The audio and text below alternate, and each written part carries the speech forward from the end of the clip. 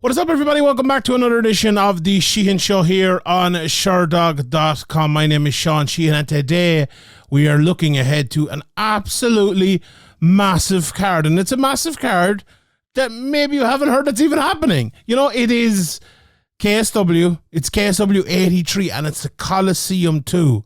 The last time they were in the Colosseum, I believe it was 57,000 tickets sold.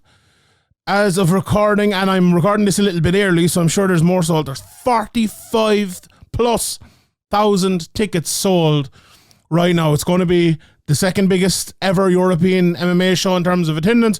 Maybe by the time it happens, it could be the biggest. There's a lot of tickets still to be sold yet, but either way, what an absolutely massive show that that KSW are putting on. And you know what? It's a really, really good card too.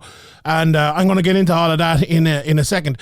I want to give a shout out quickly to my guy, Sean Dinney, who is an expert in Polish MMA and Eastern European MMA. And he gave me a hand, went through all the card with me. So I really, really appreciate him doing that. And honestly, you know, guys like Sean, and I hope to be a little bit of a help in it as well, making people realize what the scene is like in Poland, especially. It's absolutely massive. You know, we've I talked about it here a few times, but I think we need to honestly talk about it more as an MMA community and as people covering MMA as well, because this scene isn't given enough time, it isn't given enough love, and it isn't given enough appreciation for what they do. The amount of tickets alone sold should make everyone stand up and think, oh, what's going on here? But the quality of fighters they have as well should be exactly the same. Plus, they have created their own ecosystem that allows fighters like Mamed Khalidov, who will be fighting in the main event, to have a whole career here, and a fulfilled and great career where it's fulfilled in terms of the fights he's had, the opponents he's had, but also the amount of money he can make. It's absolutely fantastic. You see a lot of the people who move over, we don't know the pay packets, but from what everyone hears, they take a pay cut to sign for places like the UFC rather than a lot of people who get a pay raise when they go to the UFC or Bellator or whatever they might go. So it's brilliant. It's really brilliant. It's what we should want. You know, we always praise the likes of Bellator, the likes of PFL, One Championship and others for creating a better MMA, I suppose, with more options, but KSW also has that, and it's not just for the Polish fighters. See the likes of Scott Askham here, who we'll talk about in a second, fighting Khalidov in the main event, but the likes of Phil de Vries as well, and they've been bringing in fighters from the UK, as those two lads are, but a lot of Irish fighters, a lot of fighters over from Brazil, and Roberto Soldic from obviously from Croatia, and many, many more as well. And it's fantastic that they can do that, and I'm glad I'm here to talk about it. Like, we see some of the fighters now, like, look where Gamrot is right now in the UFC. He's done really, really, really well. Obviously, you know, Jędrzejczyk didn't necessarily come from this scene, but from Poland. Look at Kowalkiewicz as well over the years. You know, Soldic has had a tough time so far in One Championship, but what he was able to do there earned him a big name and earned him a lot of money to go to One Championship, you know, and the UFC wanted him and all of that. And the scene has produced many fighters that have gone abroad, as I just mentioned, but also that can stay here and, as I said, become fulfilled. And you know what? I don't know, is there any other place like that in the world? Because you even see, and no disrespect to Bellator or anywhere else, and, you know, maybe Francis Ngannou is changing this now with PFL, but Michael Chandler, when he signed for the UFC, and Eddie Alvarez as well, two guys who, maybe not so much Eddie towards the end, but were stalwarts in Bellator, and were guys who were happy to represent Bellator and got paid good money by Bellator. When they left, they were like, well, you know, we're UFC fighters now, kind of thing. Like, I remember, I'll never forget Michael Chandler in one of his first fights. He was saying, like, or maybe even before he signed for the UFC, to be honest, he was saying, like, oh, someone asked him what he did, and he kind of said, oh, I fight in, you know, I'm a cage fighter, MMA fighter, or whatever it might be. He goes, oh, you're fighting the UFC, they said. And he's like, to have to explain every time that, no, he doesn't, he's one of the best in the world, he's a world champion, he doesn't fight in the UFC. When he got to the UFC, he didn't have to do that, right? So that is everywhere else in the world, I would say. Maybe a little bit with One Championship. I'm not as clued up maybe on that scene in terms of what the perception is right, in Asia, or wherever one championship is big in the certain parts of Asia. But, as Sean tells me, there's a lot of people I've heard talking about in Poland would say that these lads are as big as stars. They're huge stars. They're as big as the UFC stars. And, look, we have a little bit of it here in Ireland as well, I suppose. Like Bellator can sell out our arena here because, and Peter Queeley's a big star, and James Gallagher is a big star, and Sinead Kavanagh is a big star, and Brian Moore is a big star, and and a few more as well, obviously. So it's the fact that can be done in MMA is brilliant. And the fact that KSW are doing it very, very, very well outside of the... how would you say, the English-speaking ecosystem, I'll say again, of MMA is absolutely fantastic. It's absolutely brilliant that they have it. And do you know what they do as well? They put on a hell of a show. They obviously did one here in Ireland, and I was at it. It was brilliant, and they have a hell of a lot of good fighters as well to boot. So that's the most important thing. If they didn't, it was, if it was a load of local lads who aren't great, it wouldn't be as interesting, But they are very good, a lot of these fighters.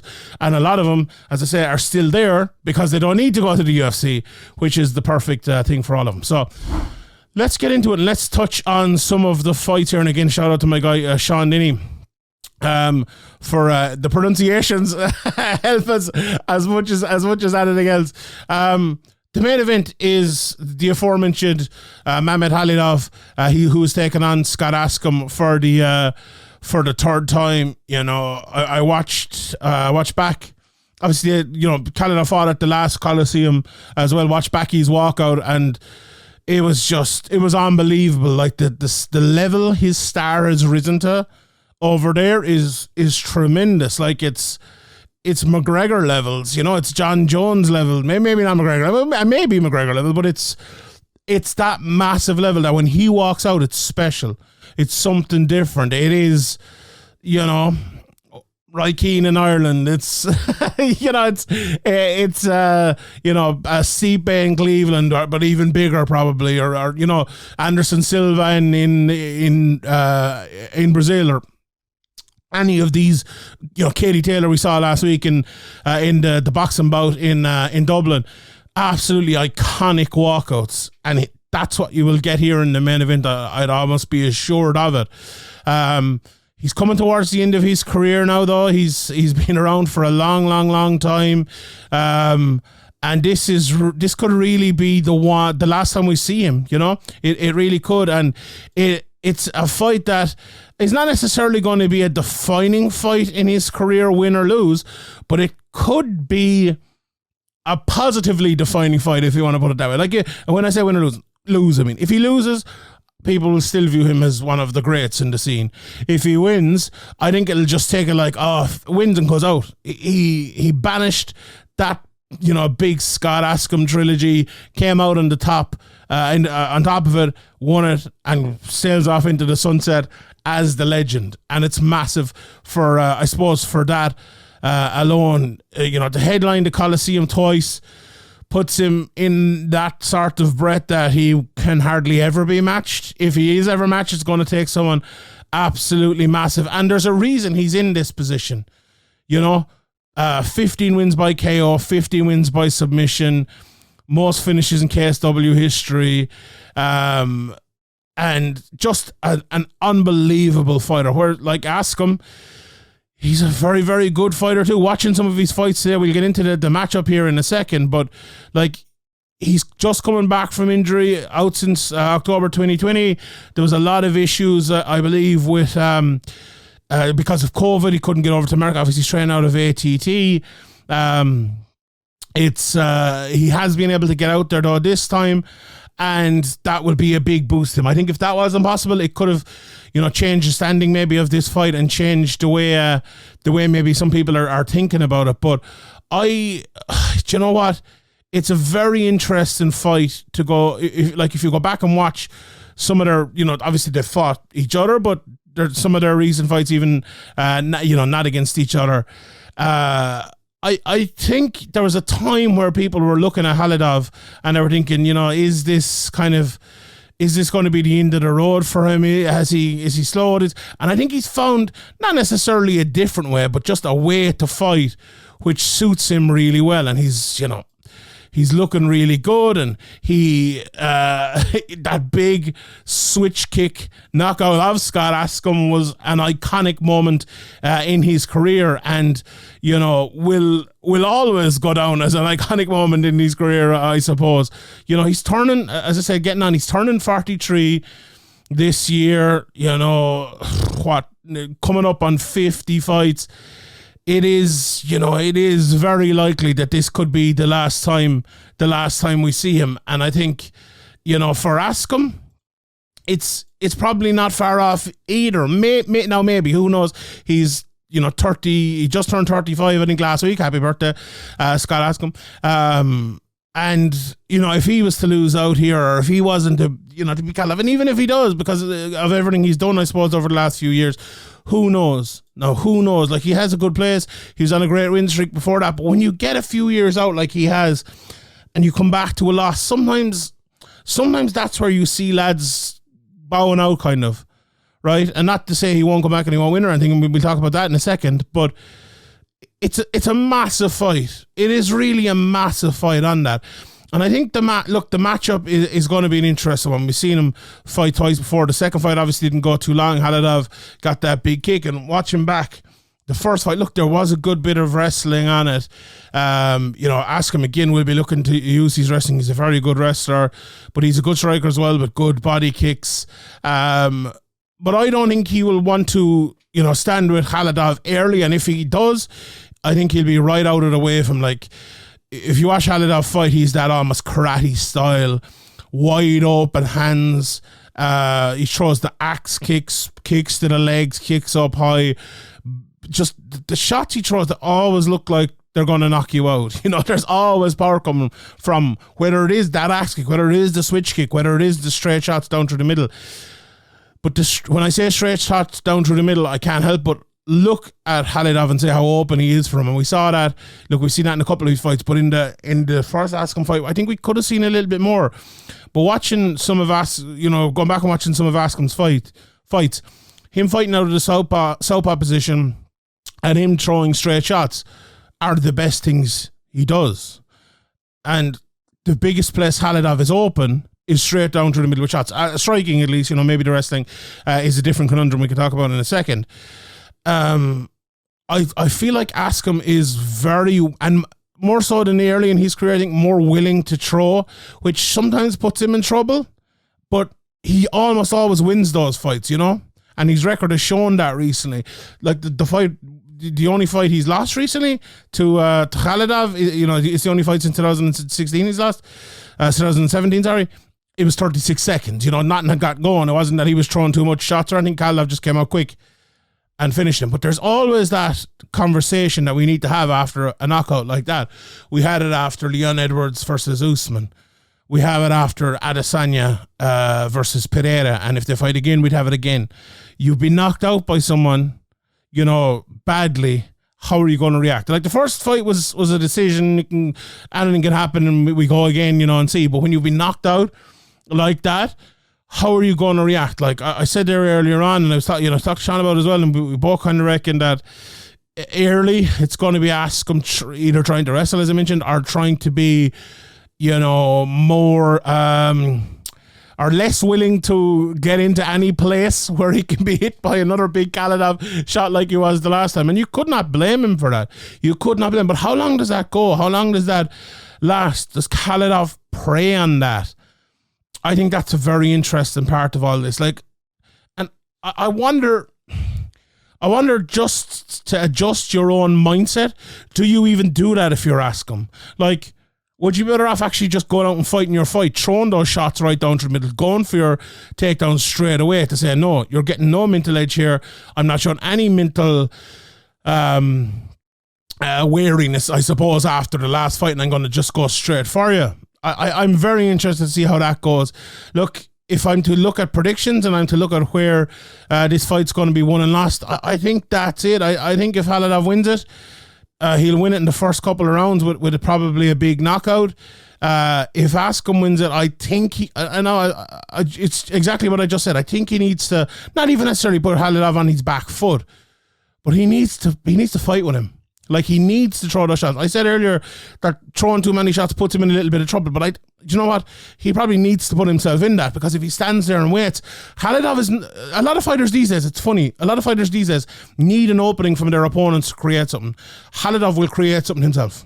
He will create something out of nothing. And, you know, that's one of the reasons that he is a great fighter. Can he do it again? He did it already once against Askham. Can he do it again? I wouldn't put it past him. My pick is going to be Askham, though, I think. I think it's going to be a longer fight. I think, I'll say it again, those straight shots down through the middle, they're going to be money for Askham. And if you can get a couple of takedowns behind it, I think he might win the decision here. I think he might win the decision. Right, let's move on and talk about a few of the other fights. There are 3 title fights on this card as well. The first of which is the featherweight title. The interim champion, Salahdine Parnasse, takes on Marian Ziolkowski in a very, very, very interesting fight. A very, very, very interesting fight altogether. Sorry, it's the lightweight. The lightweight title. Parnasse is the featherweight champion, but also the interim lightweight champion. If I haven't that messed up, I think that's it. Yeah, but hopefully it'll come up on the screen here somewhere, and everyone will be. No, I think that's right. I do think that's right. Look, it's watching tape on both of these guys makes me very, and you know, I'm sure John will put KSW 83 predictions. It makes me not want to give a prediction really badly because. Oh, this is a high-level fight. I've seen a lot of fights recently outside of the UFC, and I've said to myself, you know, whether it's Patricio against AJ or, you know, whatever other fights might be out there. And I said, you know, have I seen a fight as high-level as this outside of the UFC ever? And I feel like I've said that a few times recently, but this is another one I would put up there. And if you don't believe me, go and watch a few of their fights. These guys are as legit as they come. As legit as they come. If you don't know Salahdine Parnasse, oh, you should know him. He's only lost once in his career to Daniel Torres. He came back just over, how long? A year later, even less than that. Just less than a year later to beat the same opponent, came back and has that, got that win back, as they say, although you never get it back. He is 17-1. But the guys he's beaten in his career, William Gomis, the former Cage Warriors top tier guy, and now in the UFC, Morgan Charrier, another former top tier guy in Cage Warriors. He's beaten Ivan Bushinger. He's beaten, as I said, Daniel Torres after losing to him. Sebastian Rutkowski, Roman Szymanski, Martin Wrzosek, Artur Sowiński. The names go on and on and on. Like, since he fought William Gomis in the 4th fight of his career, this guy is an absolute beast of a fighter. And I remember talking to someone on the scene who has been at a lot of these fights, watches a lot of these fights when Bellator, the UFC, started breaking into France, and you know, Parnasse is French, and they're like, who's going to win the battle to sign him? And you know what? No one has yet. He's still at KSW, and that just tells you how well KSW treat their fighters, probably the amount of money they take them, but also maybe how willing are people to actually pay for these top level fighters. Like, I'm sure the French people know how good Salahdine Parnasse is, and I'm telling you, if the UFC or Bellator sign him right now, I'd put him right in both of their rankings right now. That's how good this guy is. He's an absolute beast. But his opponent is very, very, very good too. His name is Marian Ziolkowski, and honestly, you look at a striker like Salahdine Parnasse and you think, okay, it's going to take a very good striker to go with him. But Marian is that. He is.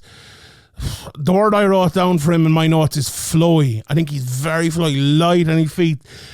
A big thing to say, he reminds me a little bit of John Jones. Like, he uses his length really well. I was expecting him to eye-box him on the way he was fighting, you know, and he has very good cardio. Late in the fight against Boris Mankowski that I was watching, he was still going well at it, but he's, you know, very good on the ground as well, has a good BJJ game. You know, as well as being a good kickboxer, very, very good recently as well. Came into his own in the last few fights. It's his fourth defense, I believe. So a really good challenger for Parnasse, who has it all. He's predominantly a southpaw. Do you know what? His defensive strengths leads to everything good he does, I believe. And that may be an odd thing to say, but if you watch his fights, he defends and he defends and he defends, and he almost frustrates lads. So much so that he makes lads kind of come for him. He waits, defends really well, and then opens up and hits them when they open up too much. And it's a really smart way of doing things. You see George Hardwick, I think, is a guy in Cage Warriors who has been doing that too as well. I think, though, in this fight, I think he's going to need to open up a little bit more.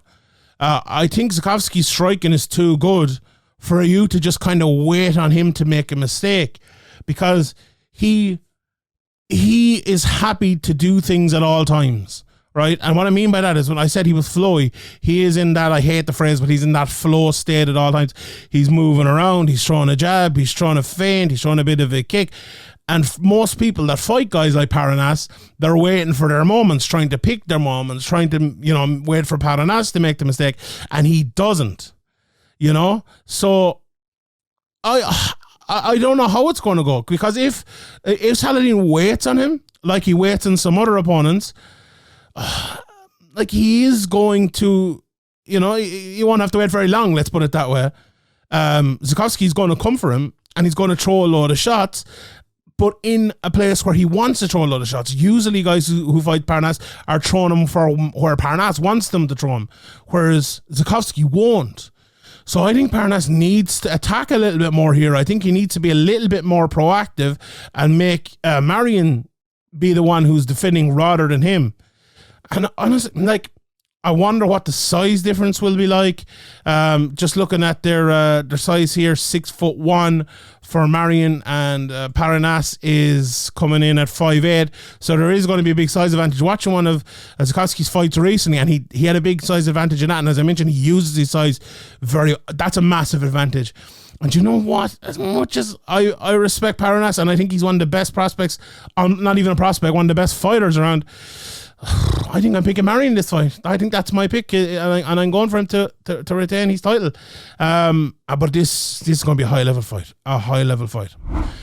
The next fight in it that mightn't be as high-level, but it'll be fun, is Mariusz Pudzianowski against Artur Szpilka. He's the former Szpilka, the former WBO heavyweight title contender. He has been in bouts against Deontay Wilder and Derek Chisora in the past, and he's taken on the 5-time world's strongest man, Mariusz Pudzianowski. I've been watching a lot of strongman recently. I watch a lot of old Pudzianowski videos, and honestly, I'm like, this guy is an absolute beast. And I've seen him fight live once, in person and all that, and he's a mammoth of a human being, absolutely huge.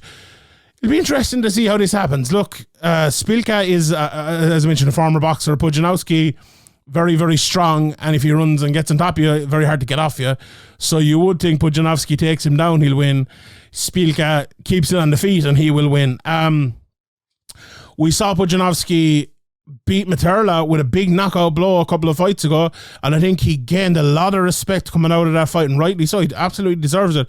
He's become a real MMA fighter, over the last few years, and he deserves a lot of respect. But we saw when he went in against someone like Khalidov, what happens when he fights someone who is legit as they come. Now, is Szpilka that? Not necessarily, I don't think. I don't know. I'm looking forward to seeing the betting, honestly, coming out on this one. Look, it's a simple enough one. It's going to be a meeting of two big, muscle-bound behemoths in here, and one of them is going to win.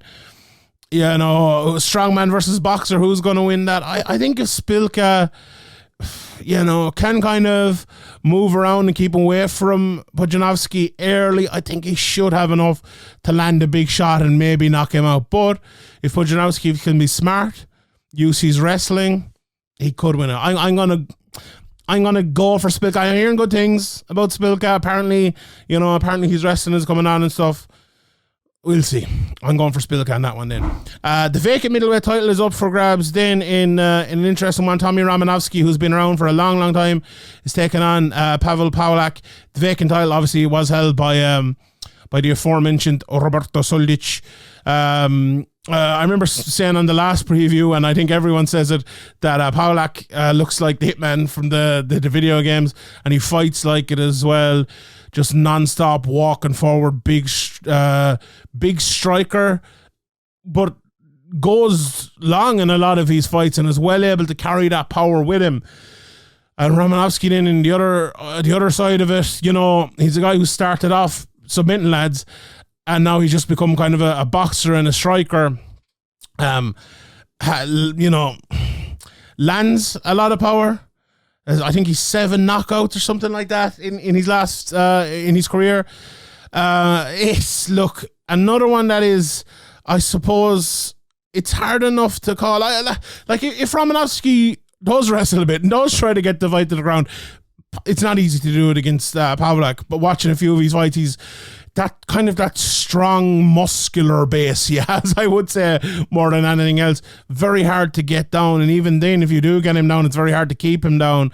That pace he's going to push is going to be tough. Romanowski's going to be there for the whole fight, though, and you know, it's going to be. I think like against other people, maybe it's a bit easier to get the later finishes. Now if you look at I'm just looking at his finishes here, like when he does finish them, round one finish, round one finish, round one finish.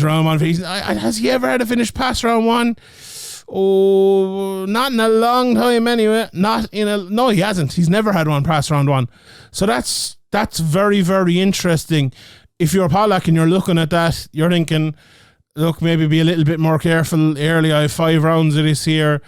I can win this fight. You look at his last 4 fights. Sorry, his last 5 fights. 4 of them have gone to decision. He beat Tom Breeze last time out. He destroyed him inside of 4 minutes. You know, 2 5-round fights, 2 3-round fights in that time. I think he'll be probably, you know, he's the favorite coming in here. Definitely will be the favorite, and I will pick him to win this one. Maybe late, but probably the decision. We'll get through the rest of the fights here. There's another title fight on as well, which I'll get to in a second, but a couple of heavyweight fights. Artur Ziolkowski, who's taking on Bogdan Stoica, 2 very, very good kickboxers. Artur is a former Glory kickboxer. He beat Badr Hari. Absolutely is all about the fighting. Goes for it. Massive crowd behind them, apparently. Stoica has taken on Adesanya in the past. He will stand as well. And someone's getting knocked out here. It's simple enough in that big heavyweight fight. There's a middleweight fight in between the aforementioned Michal Materla, a guy who's been around KSW for years upon years upon years. Really good on the ground, but will throw big shots as well. 12 wins. I think he's second most finishes in KSW history behind Khalidov. You know, I watched him versus Askham today, and when you see a guy with the ability to have a power takedown like he had against Askham, you kind of think to yourself sometimes, why doesn't he use it a little bit more? And his opponent, Paczuski, he's a really good kickboxer. He trains with Artur Vishek, who I mentioned there a minute ago, with big power as well. You're thinking about Materla here, like, take the fight to the ground. You know, you got knocked out a couple of fights ago against Pudzianowski. Take him down and beat him on the ground. Will he do that? Probably. Should he do it? Probably. Will he do it? Probably not. So you might have to go for Radic this one, but I think the KSW fans will all be behind Materla going into that one. Then we have the bantamweight title, Jakub Wiklacz against Werlleson Martins. Martins is a finisher, very good submissions, heavy kickboxing. A guy who will again be in the fight for a long, long time. And I think actually they're both very sort of similar. Wiklacz is a very good submission artist, but his striking has improved. Watching his fights, I think he's become like a really, and I watch Skibitsa, the name pronunciation is just tremendous. He fought him twice, I think. The first fight and the second fight, the change between him, his boxing was massive. Like, I should say he's striking, because he's become a boxing orientated fighter, I think. And it's not the best boxing in the world, but it's defensively good. And then he throws his jab, he throws his straight behind it, he throws his combinations. It's not bad. Like, he will pull guard sometimes, or at least at least put himself in a position that it kind of looks like he's pulling guard. He's very tricky on the ground. You know, he's one of those lads that kind of, you take him down, or he kind of half pulls guard. He lands on like one hip, and you're thinking, okay, maybe he's trying to get back up, or, you know, maybe I can get into the guard here. And next thing, he's jumping kind of on a leg, and he's pulling you into his guard, and next thing you're getting fucking strangled or something like that. He's very, very tricky. Very, very tricky. And I think Werlleson is similar. I just hope this fight will hit the ground, because if it's a stand-up match, it might be the best. I haven't seen much tape. Honestly, I couldn't find much tape of Martin, so I've seen a bit of his striking, and he looks like a powerful guy. And I'll probably give him the advantage on the feet, but I'll say it again, I haven't seen loads of him. But I'm going to go for Wiklacz here, and I think he might get the submission. Right, let's run through the last couple of fights here. There is a very good fight, and it's a rematch, I believe, isn't it, between Roman Szymanski and Valeriu Mircea. Szymanski won the first fight. Very durable fighter, very tough, good wrestling, heavy striking. You know, likes to go to decision, but has 4 knockouts, 4 submissions. Mircea, all action. He'll knock you out, get knocked out himself, or submit you. You know, likes to strike. I think it'll probably turn into a striking matchup, because if Szymanski does take him down, those submissions from Mircea on the ground, we'll see. It was a corner retirement, first time out. I'll probably give Szymanski the edge here, just going into this one. Again, in the last few fights, there's a featherweight fight between Daniel Rutkowski and Adam Soldiev. Soldiev is a big prospect out of WCA in Warsaw, one of the best gyms out there. Rutkowski is the Polish champion, Greco-Roman wrestler, with apparently he's very good boxing, kickboxing, former champion in FEN and Babylon. So, you know, 7 knockouts there. Interesting fight, and you know, by the looks of it, Rutkowski could be the one there. And then there's a few kind of the hometown draws on it. Maciej Kaziechko, pronounced brilliantly, who is a kickboxer but has good wrestling, against Leo Brykta, who's a finisher. 5 knockouts, 4 submissions, very good wrestling, very good back takes. And in the heavyweight fight to kick it all off, Maciej Gowacki, a 2-time WBO cruiserweight boxing champion, making his MMA debut, and he's taking on a bare knuckle boxing champion with Gromda called Patryk Tokaczewski. So we'll see a bit of boxing in that one.